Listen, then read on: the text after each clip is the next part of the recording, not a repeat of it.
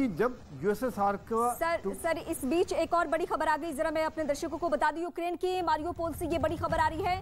City council का इस वक्त बयान सामने आया है जहां ये कहा जा रहा है कि मारियोपोल पूरी तरीके से तबाह हो रहा है, जो मैप के जरिए भी दिखा रहे थे।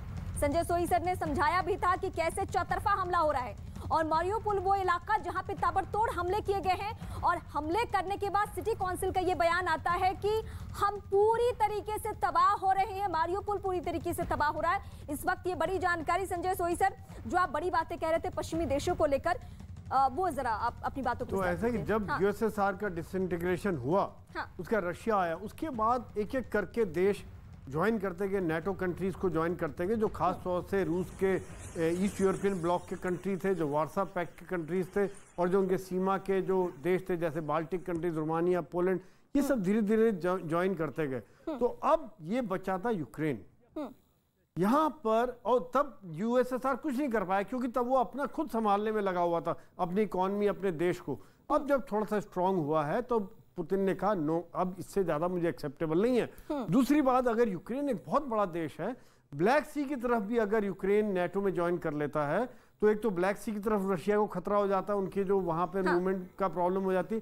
दूसरा, बिल्कुल रशिया की सीमा पर नेटो कंट्रीज के जहाज, उनका सर्विलेंस सिस्टम, उनके मिसाइल, ये सब डिप्लॉय हो जाएंगे। सीधी सी बात है, आप जो बता रहे हैं अपने भविष्य को लेकर वो भी कदम उठा रहा है, लेकिन मैं सीधे अपने दर्शकों को एक बार फिर से न्यूयॉर्क लिए चलती हूँ। दीपक वोरा सर मेरे साथ हैं। दीपक वोरा सर, ये कहा जा रहा है कि आप लोग महिमा मंडित कर रहे हैं रूस को, क्या ये सच है जो कि सांता वॉशिंगटन से कह रहे हैं? क्या मुझे समझ नहीं आया, आपका सवाल रिपीट करेंगी मैम? हाँ, सांता हमारे साथ दरअसल वॉशिंगटन से जुड़े हुए हैं। उनका कहना है कि पश्चिमी देश तो बिल्कुल ये नहीं चाहते हैं, क्या नेटो में सिर्फ चले जाने से बम फोड़े जाएंगे, और हम लोग यानी आप जितने एक्सपर्ट्स हैं वो सभी महिमा मंडित कर रहे हैं कि रूस बहुत अच्छा कर रहा है ये यूक्रेन को जलाकर।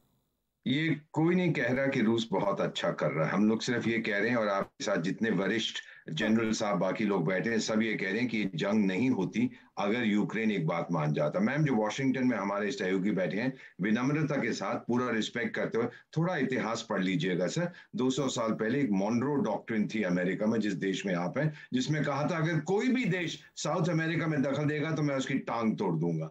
फिर क्यूबन मिसाइल क्राइसिस के बारे में पढ़िएगा सर, सोवियत संघ ने क्यूबा में मिसाइल लगाए, जॉन कैनेडी बोला बड़े गंदे बच्चे हो, तो निकिता क्रुश्चेव बोले आपने भी तो लगा रखी है टर्की में, आप भी हटा लीजिए। ये एक हाथ से ताली नहीं बजती है।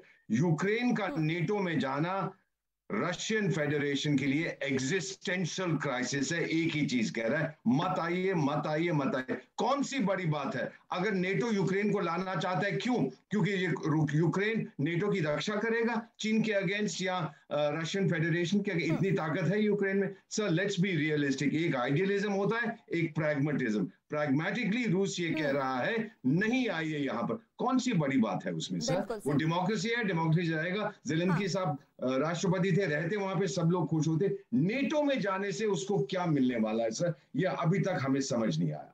बिल्कुल।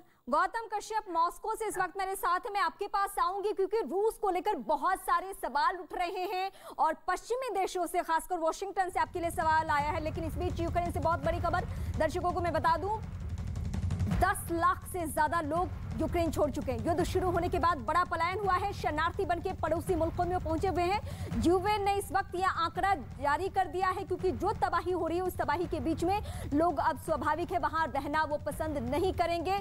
यूक्रेन छोड़ चुके हैं 10 लाख से ज्यादा लोग युद्ध शुरू होने के बाद। ये बड़ा पलायन हुआ है जो कि बीते कई दिनों से यह आंकड़ा हर दिन बढ़ रहा है। मैं सीधे अपनी सहयोगी महा सिद्दीकी यूक्रेन बॉर्डर से मेरे साथ जुड़ रही है, मैं उनका रुख करती हूँ। महा, ये बड़ा पलायन हुआ है और आप जहां पे मौजूद है वहां भी शायद इर्द गिर्द ऐसे पलायन करने वाले लोग दिख रहे होंगे। महा जी हाँ, बिल्कुल, हमने ऐसे काफी लोगों से बात भी की है। आज बहुत ही दर्दनाक कहानी है ज्यादातर लोगों की, क्योंकि वो यूक्रेन से यहाँ सिर्फ बच्चे और महिलाएं पलायन कर पा रहे हैं। ज्यादातर जो मेन हैं वो अभी भी यूक्रेन में ही हैं। छोटे छोटे बच्चे, 2-2 साल के बच्चे अपनी माओं के साथ आ रहे हैं, बहुत ट्रॉमेटाइज्ड है, ठंड में चल के आ रहे हैं। रीमा, यहाँ पर कुछ कुछ जगहों पे मेडिकल कैंप्स भी लगाए गए हैं क्योंकि इन बच्चों को इमीडिएट मेडिकल हेल्प की भी जरूरत पड़ रही है क्योंकि वो इतनी देर ठंड में बाहर खड़े रहे हैं। कुछ लोग ये कह रहे हैं कि उनको 6 से 8 घंटे लग गए हैं बॉर्डर क्रॉस करने में। उसी बीच भारतीय नागरिक जो छात्र हैं वो भी पोलैंड के बॉर्डर से यूक्रेन से भागकर पोलैंड आ रहे हैं, जहां से यहाँ से इवैक्यूएशन फ्लाइट्स उनके लिए उनका बंदोबस्त किया गया। यहाँ ज़ीशौ जहां मैं खड़ी हूँ वहां के एयरपोर्ट से उनको वापस भेजा जा रहा है।